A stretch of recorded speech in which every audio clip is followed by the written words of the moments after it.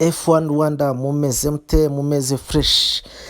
Kera kabaye rero season ya 2024 ya F1 ikaba iratangira ejo bundi ku itariki 29 z'ukwa kabiri. Hanyuma rero nkuko bisanzwe mbere yuko season itangira buri makipe yose arabanza akimurika, haba hari ayavuyemo, hari amakipe mashyashya yaje muri F1. Ntabwo ikipe zijya ziba relegated cyangwa zibe promoted. Ikipe ibonye gusiganwa muri Formula 1 binaniye ivamo, hakaza abandi babosi bakaza bakishyiramo izindi zabo. Ubu rero harimo amakipe 10 cyangwa se constructors 10. Ikipe ifite abashoferi 2 tumaze kubimenyera. Abashoferi babiri, haba ari umwe umeze nkaho ari w'ikipe igenderaho n'undi wa kabiri umeze nkaho ari umuyede. Buri mushoferi wese bafite imodoka ye atwara. Muri abo bashoferi babiri b'ikipe buri umuntu anibarirwa n'amanota ye, buri uko atsinze bamubara amanota ye, ariko nyuma bakazajya bagenda babara abashoferi babiri bagateranya amanota yabo bagize, bakareba ikipe ifite amanota menshi, niho bahita barankinga iyo bita constructors championship. Haba hari na drivers championship na championship y'abashoferi umwe ku giti cye, nabo bagenda buri umwe bagenda bamubarira ayo yagize. Niyo mpamvu umushoferi arisiganirwa ubwe, ariko muri uko kwisiganirwa amanota yagize ye baramuhembera n'umwanya yagize we, ariko nyuma yaho abashoferi babiri bo muri ikipe bagateranya bakareba ikipe yitwaye neza kurusha izindi. Rero dore ngizi ikipe zigiye kuzamanuka muri 2024 iyi sezo. Dore n'aya makipe yose uko ari 10 n'abashoferi bayo. Mu by'ukuri amakipe yo habayemo impinduka, ariko abashoferi bo ntabwo bigeze bahinduka. Muri 2025 bateganya ko ariho hazahinduka abashoferi. Ubu ngubu bwo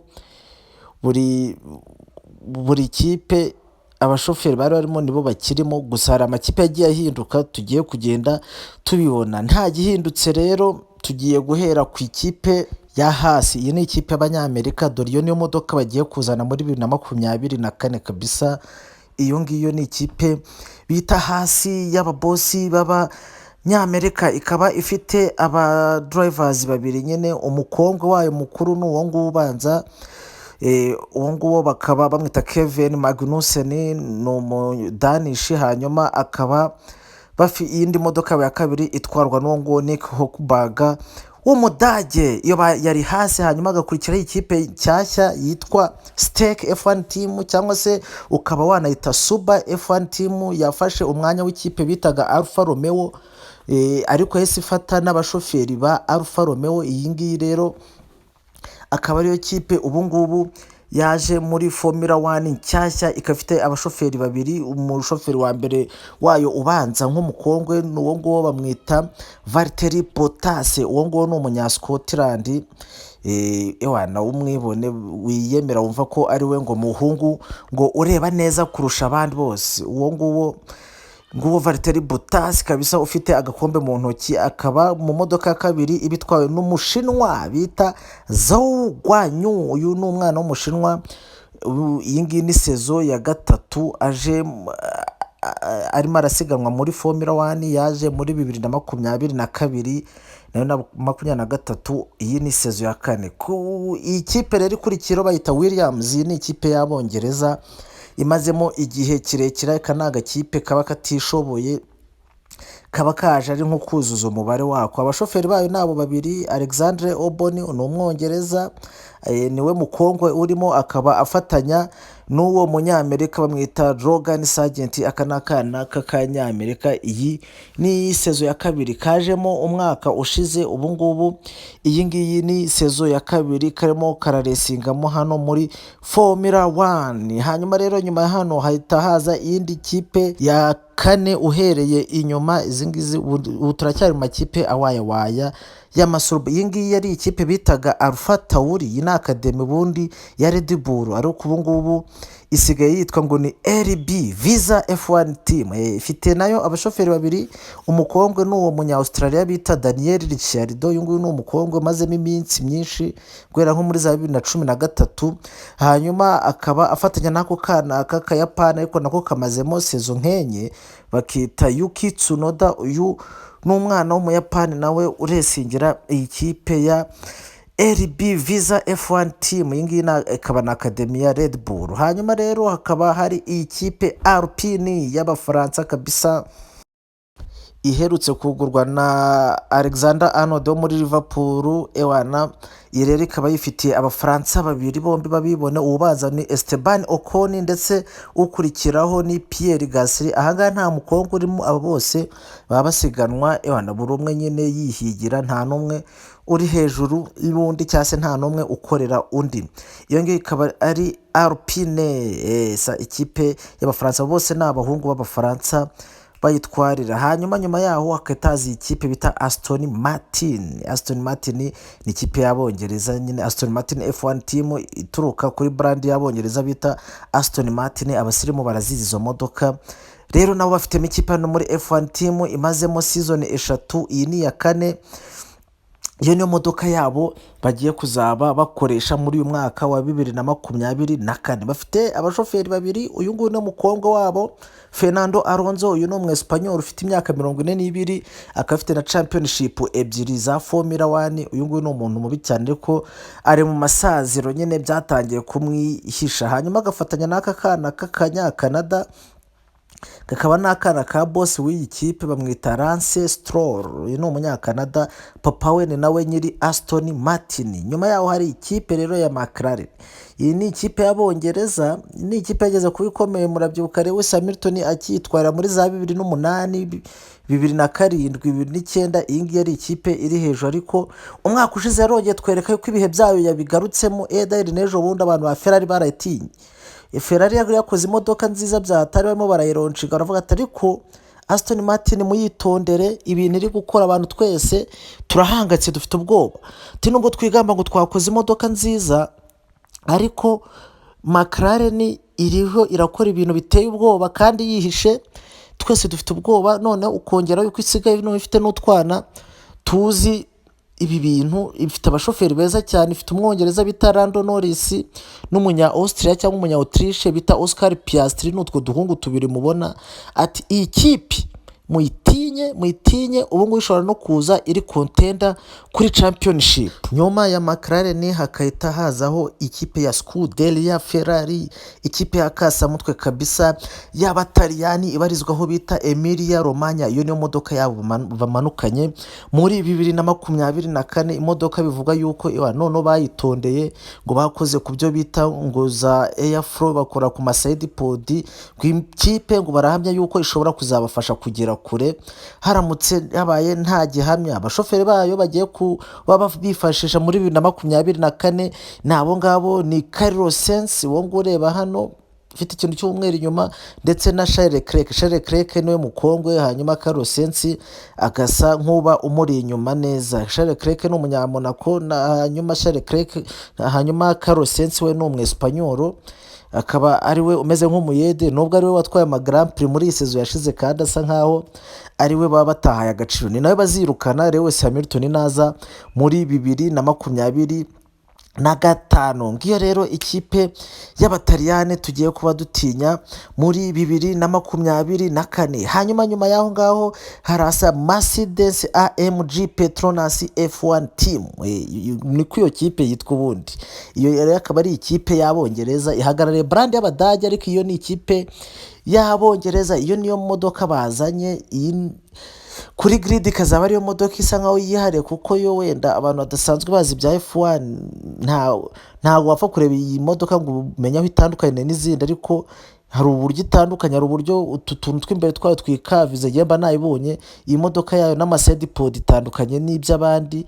Niyo yazanye imodoka ivuga tuti Red Bull turabirambiwe kumara imyaka 3 ituyoboje inyuma y'icyuma, ati ubu ngubu noneho natwe turaje tubereke abo turi bo. Hanyuma rero abashoferi bayo, iyi ni ikipe ya kasamutwe, ifite abashoferi babiri, ngo Lewis Hamilton ndetse na George Russell, bose n'Abongereza, ariko bakagira n'uwo muri zavu, bagira reserve force bita Mick Schumacher. Ni umwana w'umukobwa wigeze kubaho kera bitaga nawe Michael Schumacher, muramuzi, anganya nawe Lewis Hamilton championship, bose bafite 7. Rero n'umwana we yabuze ikipe, ni umuswa Mercedes irangije aramubwira ati ngwino hano tuguhe benshi upfe kwicara hano, nugira amahirwe nka Lewis Hamilton azarwara ibicurane cyangwa se George Russell arware usimbura umwe muri abo. Uwo rero aba ari muri reserve ari umusimbura uri aho ngaho. Ngiyo rero ikipe ya Mercedes niheruka championship mbere y'uko Red Bull itangira ibintu byo kubayobora. Ubu ngubu bamaze imyaka 3 nta badakoramo, gusa umwaka ushize bigiye hafi kuko noneho baje inyuma ya Red Bull neza neza, bayiza inyuma ari aba kabiri, ubundi imbere babaga ari nk'aba kane.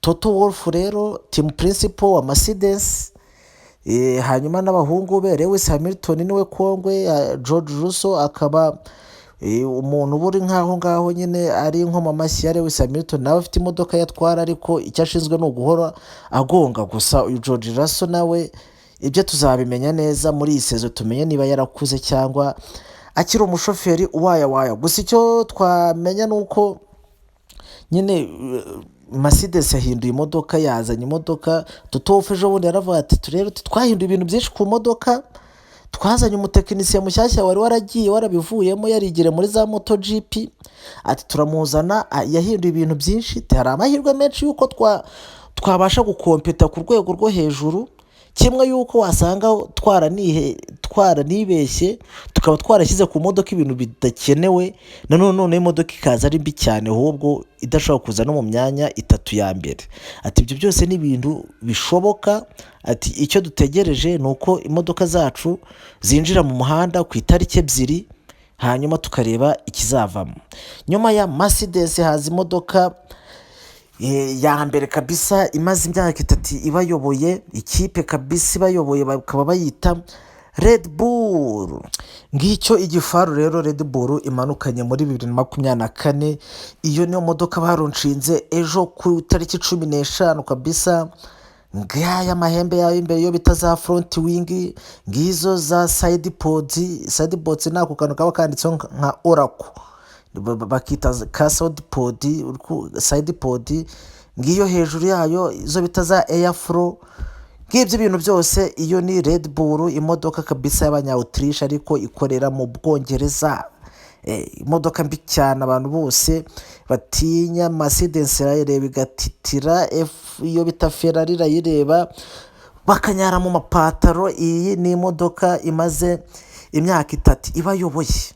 Mwaka ushize Red Bull muri race 23, 21 zose barazitwaye babasigiramo 2. Byumvikane ko rero iyi Red Bull uyu munya-Austria Christian Horner niwe team principal, akaba n'umuyobozi wayo muri Formula 1. Team principal aba ari nk'ikise, aba ari coach, akaba na boss, akaba na manager, akaba ibintu byose. Uwo team Horner rero amaze iminsi abayoboye yarabakanze koko. Hanyuma rero ngi abashoferi b'umwaka ushize nibo bazaza. Uyu ni umunya-Mexique bamwita Sergio Perez, bakunze kumwita akazina ka Chico, ko bamwita wabo muri Mexique. Umwana kabisa wo mu bikoma byavukiye muri Mexique, wabo se no umuntu mu boss w'umudepite ngiyo. Ngo rero n'uzaba urimo urayitwarira afatanyije na mubi cyane. Uyu nguyu niwe muntu abantu bose ari gutinya muri Formula 1, Max Verstappen, umwana w'umuholandi ukomoka ku bita Josh Verstappen. Yari umushoferi wa Formula 1 muri za 2, guhera muri za 1995 kugeza muri za 2002. Yari umushoferi w'isurubu w'umuswa cyane, ariko yabashije gutraininga umwana we aza ari hejuru cyane. Ni Max Verstappen guhera muri 2015 ku myaka 17 yari arimo hano. Ubu ngubu tugeze muri 2024. Uyu nguyu ni muri murakubita abantu bose abagize ibishingwe, nta kintu na kimwe ashaka kumva. Maze imyaka 3 atwara championship yikurikiranya. Ese 2024 arekeraho ya 4 cyangwa se agiye ku ruhando rumwe na ba Lewis Hamilton, cyangwa se birarangira gutya noneho za Ferrari zamukoreye inama na za mclaren? Ibyo bintu byose nibyo kwitega umwaka, gutega amaso muri uyu mwaka duhereye ejo bundi ku itariki 2 z'ukwa 3. Duhura icyo gihe rero Bahrain Sakhir niho yo Grand Prix ya mbere n'izafungura izindi zose, hanyuma ibindi tuzagenda tubimenya nyuma. Sawa sawa, bye.